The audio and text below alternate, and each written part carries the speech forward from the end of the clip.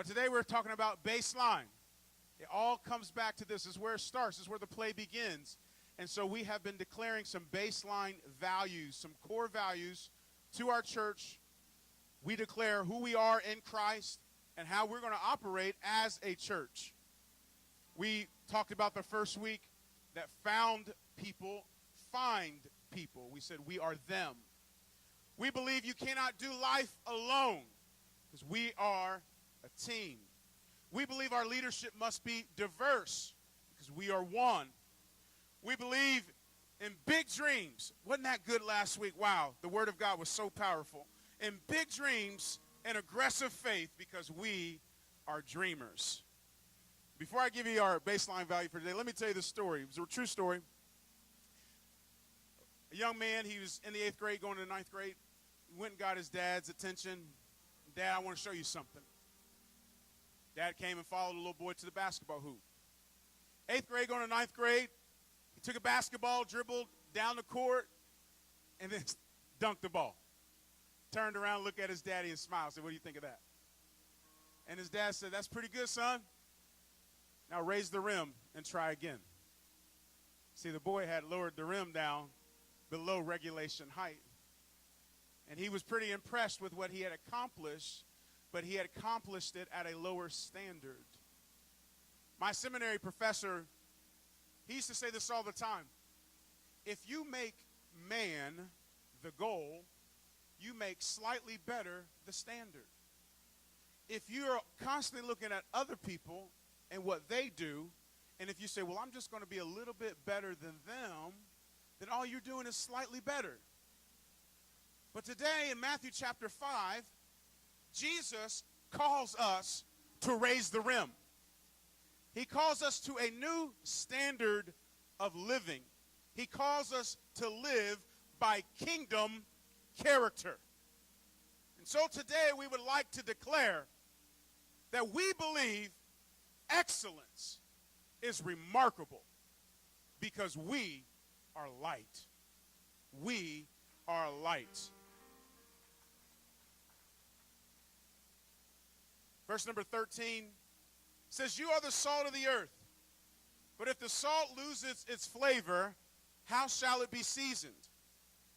It is then good for nothing but to be thrown out and trampled underfoot by men. You are the light of the world. A city that is set on a hill cannot be hidden. Nor do they light a lamp and put it under a basket, but on a lampstand. And it gives light to all who are in the house. Verse number 16, and this is the verse that we will key in on. Let your light so shine before men that they may see your good works and glorify your Father in heaven. May the Lord bless the reading of his word. Jesus is calling us to shine our lights. He's calling us to a new standard of living. If you remember, this is his first sermon. So he declares, he sets off the bat this beginning sermon series called what we call the Sermon on the Mount. And he sets the bar so high that people are still trying to, 2,000 years later, attain unto the wisdom and the excellency of the sermon that he preached that day. If you took this portion of Scripture out of the Bible and set it on the shelf of a bookstore, it would stand by itself as one of the greatest pieces of literature and wisdom known to man. And Jesus Christ here is giving us eternal truths and principles on what those who are part of his kingdom, those who are part of his family, how their code of conduct should be prescribed as a child of God. And so we see here that he is calling us now to a new way, a new standard, a standard of excellence. Now, he lays it out and he makes it simple for us to understand what does it mean to be excellent. The first thing I want you to notice is the what to do of excellence. If you're going to be excellent, what will you do? He says, let your light so shine before men that they may see your good works and glorify your Father in heaven. There was an old magazine, and it told the story of a tragic event. The first picture of this magazine was a wheat field in western Kansas. The next picture was a picture of a mother crying in a barn that was located in that wheat field. It then described that mother's 4-year-old boy was lost in the field. The wheat was so high that they could not see him, and he could not see his way home. The next picture showed a man traveling, searching in the night. It's his father looking for the boy. And then the next picture shows the mother and the father crying because they could not find the boy in the night. 2 more pictures. The second to last was a picture of all the neighbors, all the people in town, all the family friends. And they had lined up in the field, and they had joined hands. And they walked and spanned the field so that they would not miss one part of the field. And tragically, the last picture was a picture of a mother holding her child who had lost his life because he had died in the night because of exposure to the elements. And there was a caption under that last picture. The father said this: "Oh God, if we had only joined hands sooner. If we had only joined hands sooner. If I would have went to my neighbors, if I had went to the town, if I had went to my family and my friends when darkness came, and if we would have joined hands and walked in the night, we would have found my son before it was too late." Ladies and gentlemen, friends, boys and girls, young men, young ladies, the world is full of lost souls who cannot see their way above the distractions and the barriers of the world, and they cannot find their way home. They can't find their way to the Father's house, and it's about time that we as Christians join our hands together and we go out in the darkness and we go in search for the one who is lost, for the one who is cold, for the one who is dying. I mean, do you really believe that the world is full of lost men, lost women, lost boys, lost girls out there in the field? Jesus said that the field is the world, and they cannot find their way home. They can't find their way to the Father. They can't see above the wheat of the world. They're perishing in the night of sin. When the cold morning dawns, it'll be too late. Jesus says, you are the light. You are the salt. You are the one who will shine hope and forgiveness and love and salvation in the night. Join hands today. Join hands with me today to be salt, to be light, and to sweep through the field of this community. Oh, what it would look like today if we walked out of this church hand in hand and we walked up and down Glenway Avenue and we walked up and down the streets of Cincinnati hand in hand, and they say, "What are you doing?" And we're saying, "We're sweeping through the field. We're sweeping through the neighborhood. We're looking for every lost soul. We're looking for every lost little boy and every lost little girl in this community." Jesus said, "You are the light of the world." And so today, I want you to understand what it means to be light. What's the what behind the light? The what behind the excellence? Jesus says, you're the salt of the earth and you're the light of the world. You know, salt and light, they kind of balance each other. Salt is hidden.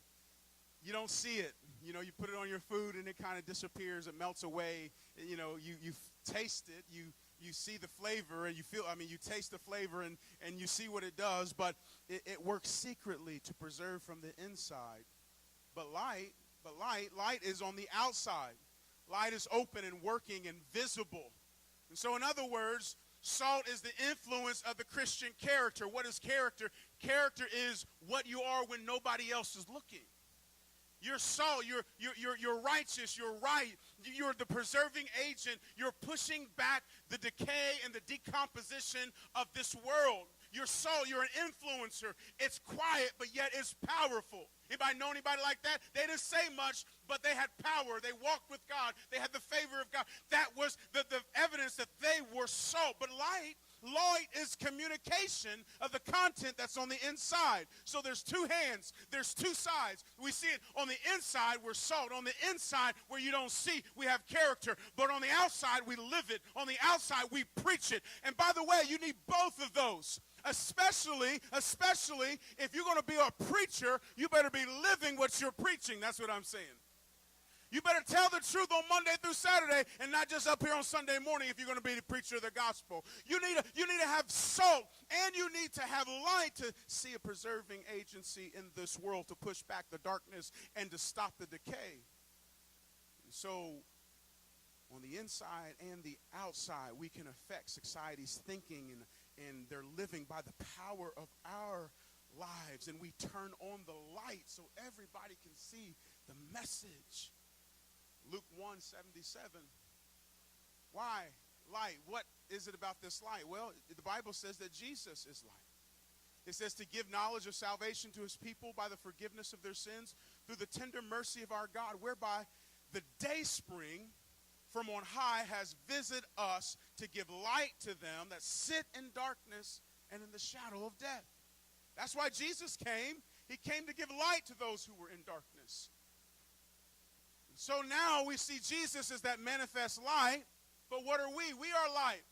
So if he's the sun, that means we're the moon. We're reflecting his light. He's the real light. He's the essence of light. We're just the reflectors. So now we point people to Jesus. But Jesus left us here on this earth to be light. The Bible says in verse number 16, let your light shine. Let your light shine. Notice you don't have to crank it up. You don't have to work it up. You don't have to put anything in it. What do you got to do? Let your light shine. You don't do anything. You just get out the way. You just let it loose. You just let it go. If you got the real thing inside of you, you don't have to manufacture something. You don't have to fake something. You don't have to crank it up and stir it up and try to make it happen, try to make it work. No, you just let go and you watch it work. If God is all-powerful and he's omnipotent and God is as big as this universe and you say he lives inside of you, I say he should stick out a little bit. Let God out. Let God loose. Let the light shine. You know what I'm really worried about? And I say the church, and of course I mean our local church first, but I mean in general the universal church.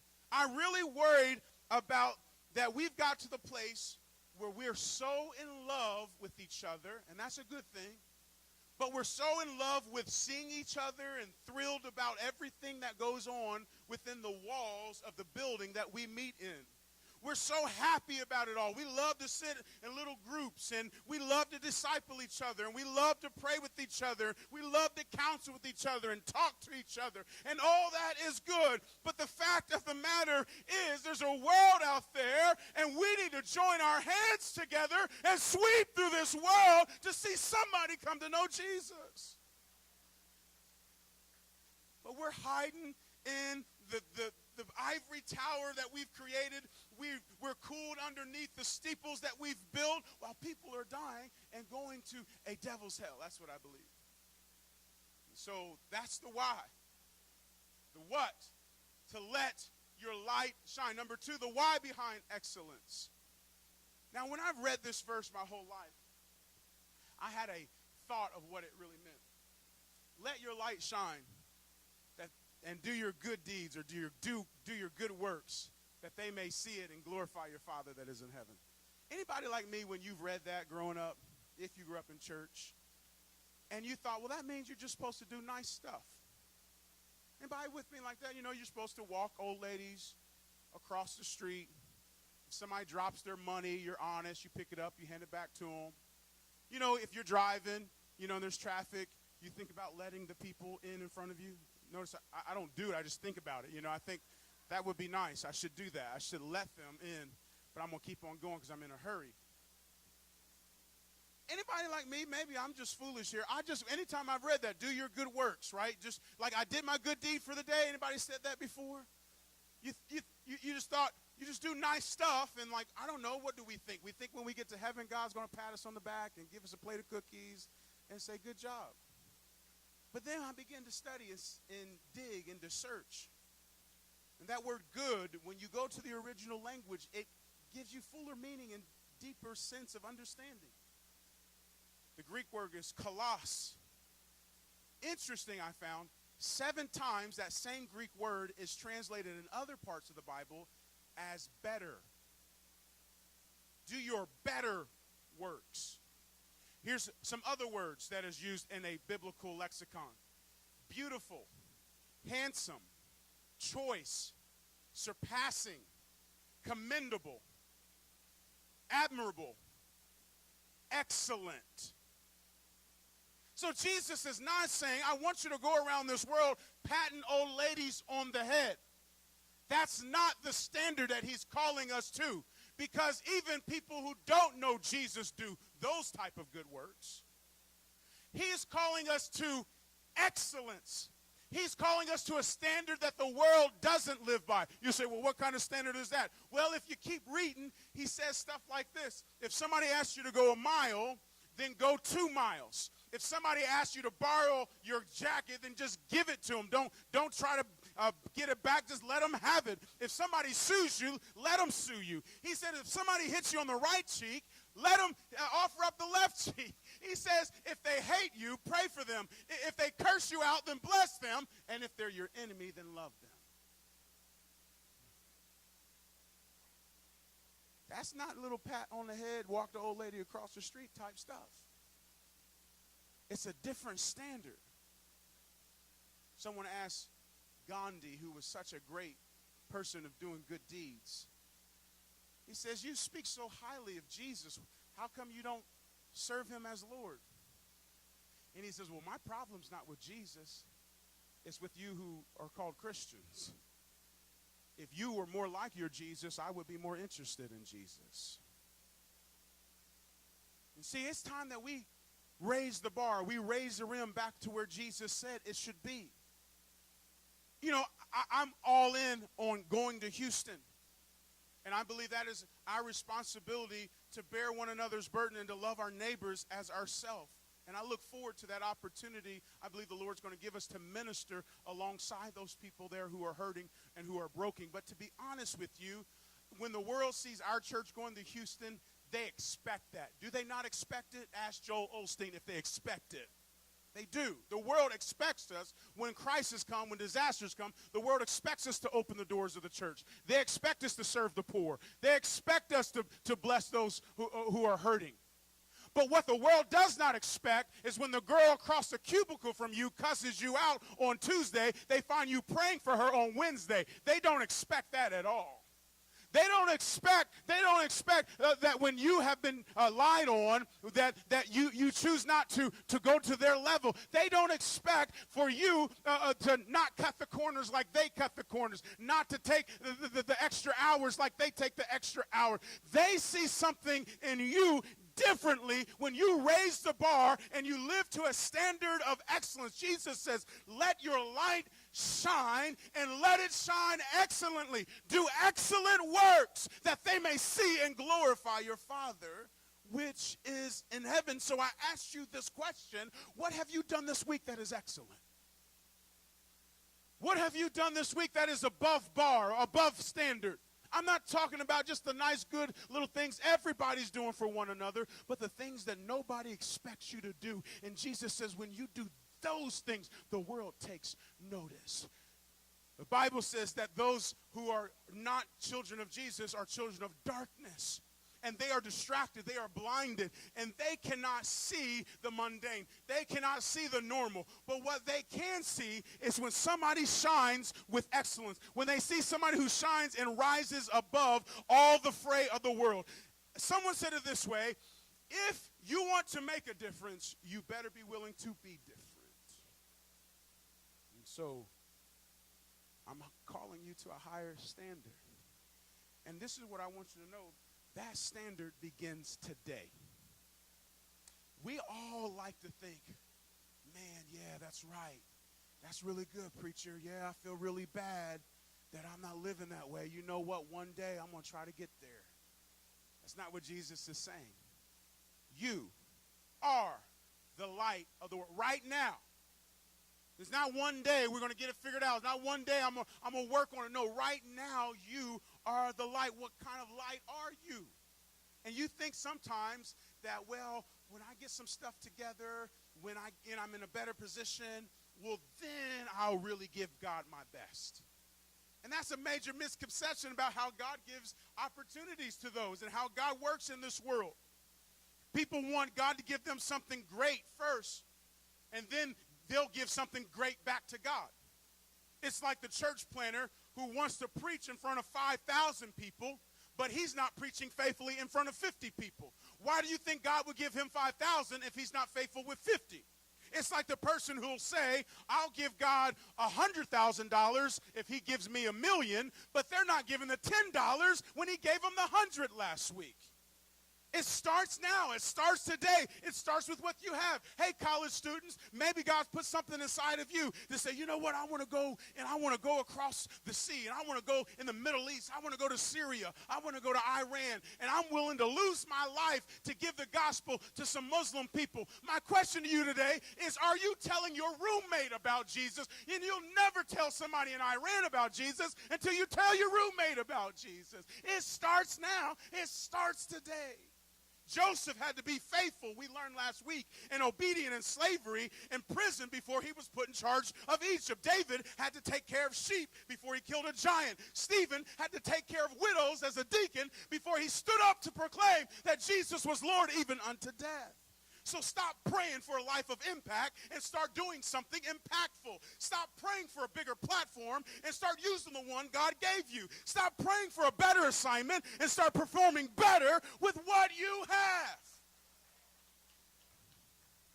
Don't worry about what somebody else has. Don't worry about what somebody else is doing. You be excellent on your level. So we see the what, we see the why. And then lastly, we see the who. What's it all for? Who is it all about? I wonder if you've ever prayed a prayer like this. Father, let my light shine before all the people I encounter today in such a way that they recognize and see you and will glorify you. God, when they see the way that I live, they will connect the dots and realize that you are my Father. You know, to be honest, we don't pray prayers like that very often. Our prayers kind of hover more like, God, can you please change so-and-so's heart and mind because they're getting on my nerves? Lord, could you help me get a bigger car, a better car, a bigger house? Lord, will you protect me? God, I'm getting ready to go here. Will you take care of me? And will you take care of my kids and keep us safe? I wonder if we're willing to take our dreams, our plans, our projects, our visions, and realize that all those things are merely potential opportunities for the Father to draw people to him. So instead of just saying, God, give me a promotion, it's like, no, Lord, help me to promote you at the workplace.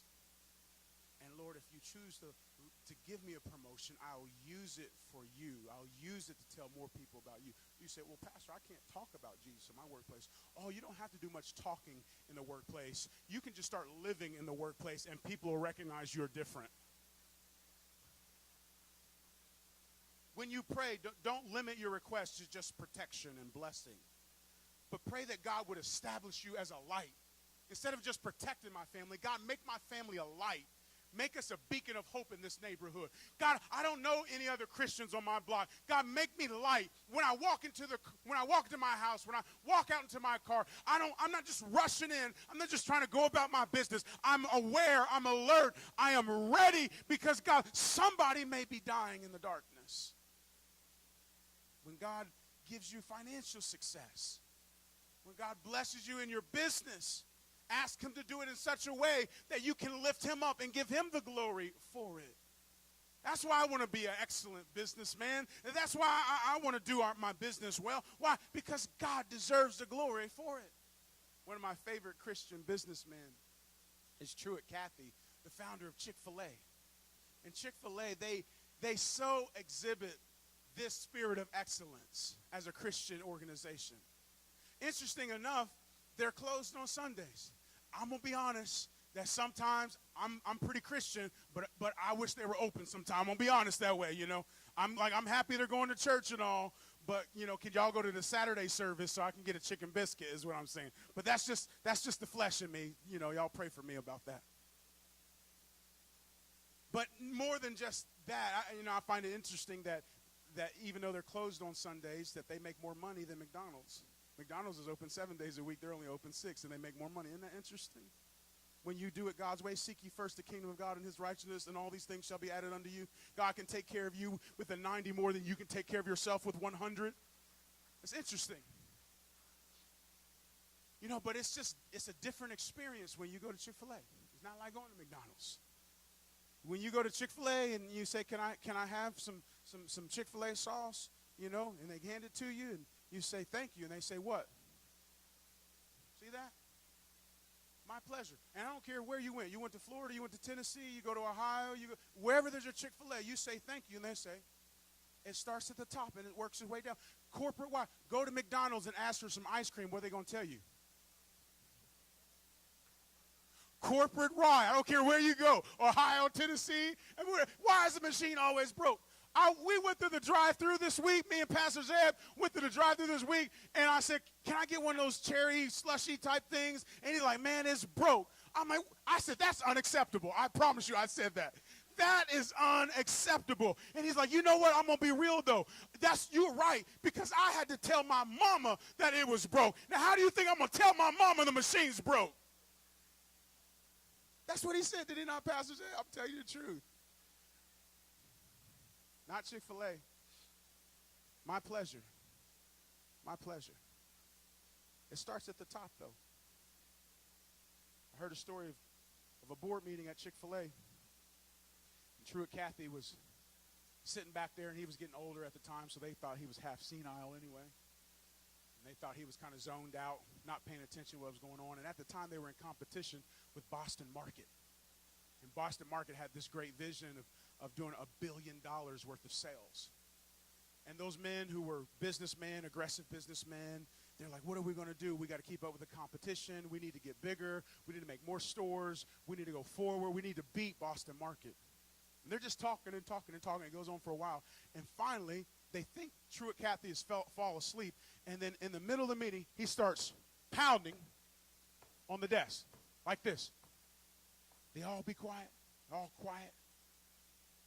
And he looks at them, and he says, why are we talking about getting bigger? We don't need to get bigger. We need to get better. And he said these words, wait, if we get better, they will demand that we get bigger. You know what I'm here to declare today, church?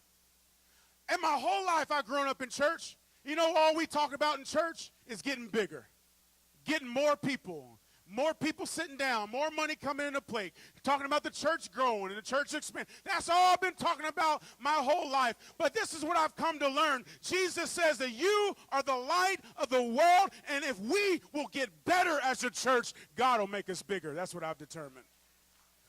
We need to get better. We need to notice things that other people aren't noticing. We need to see things that other people aren't seeing. We got to go places other people aren't willing to go. We got to be willing to roll up our sleeves at the church and get down into the trenches, to get down into the muck and the mire of life, to get to where people are and show them and shine the light and give them the light of Christ. That's what I'm saying. And so I want to ask you, are you ready? I got some lights here today.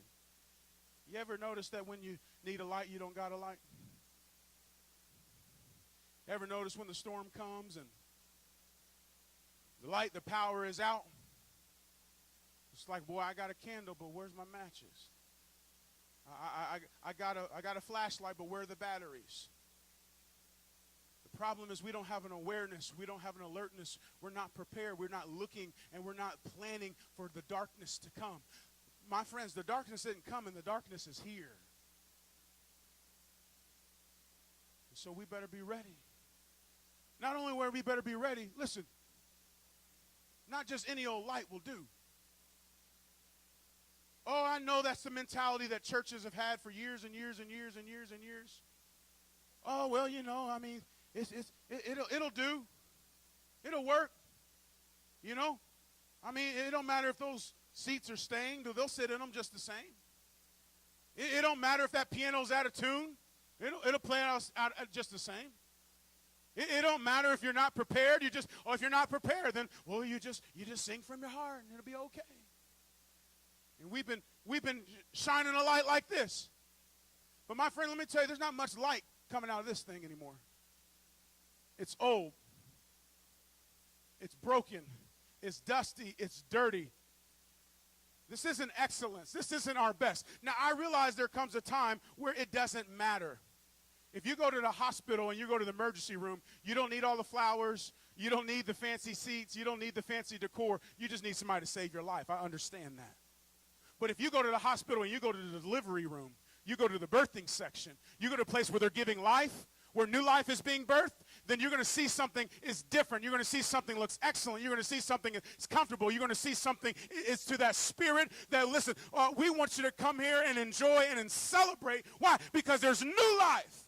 And I'm here in a church, yes, there are people who are on their last leg, and there's people who we're going to do spiritual triage, and every once in a while we're going to skip the routine, we're going to skip the tradition, we're going to skip the flower, and we're going to get to the heart of the matter. But I'm here today, not only is this a place where people are getting their lives saved, but this is a place where God is breathing, and he's birthing new life in this place. And it's about time we figure out just this old stuff that used to work, it don't work today. That's what we need to understand. Jesus says, you are the light of the world. But I'm afraid the biggest mistake that has ever been made is that we taught our kids this song. This little light. Isn't that what we taught our kids? Now, is that in the Bible? Let your little light shine. Who added that in the Bible? Who put that in the song? You say, well, I think that's speaking from a heart of humility. I think that's speaking from a heart of complacency. I'm not saying the song's bad. Don't get me wrong. But there's unconsciously we've been thinking, oh, I just got my little light here. You know, for Jesus, I got my little light here. We got a big world. 7 billion people live in this world. 7 billion people. But greater than a big world, guess what we got, church? We got a big God.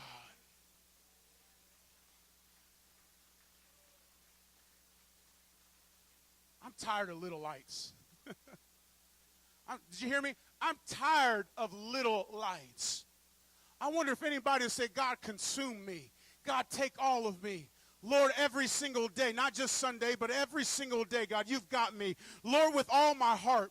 Lord, with all my soul. Lord, with all my might. With all my power. With all my being. Everything that's within me. I'm going to sweep through this world. I'm going to join hands with my neighbor. I'm going to join hands with my church. And because there are people who are in darkness. There's people who are dying in the field. There's people who are, the morning is coming and they will soon be gone. It's about time that we get a big light out. It's about time we get a big dream out. It's about time we get a big vision out. It's about time we raise the bar. We take it to the next level. And we give God our best, excellent gifts for God, excellent servants for God, excellent works for God. Why? Because they are watching us. And our works should reflect his bigness. Our heads are bowed, our eyes are closed. Thank you for just letting me preach today. Thank you for that.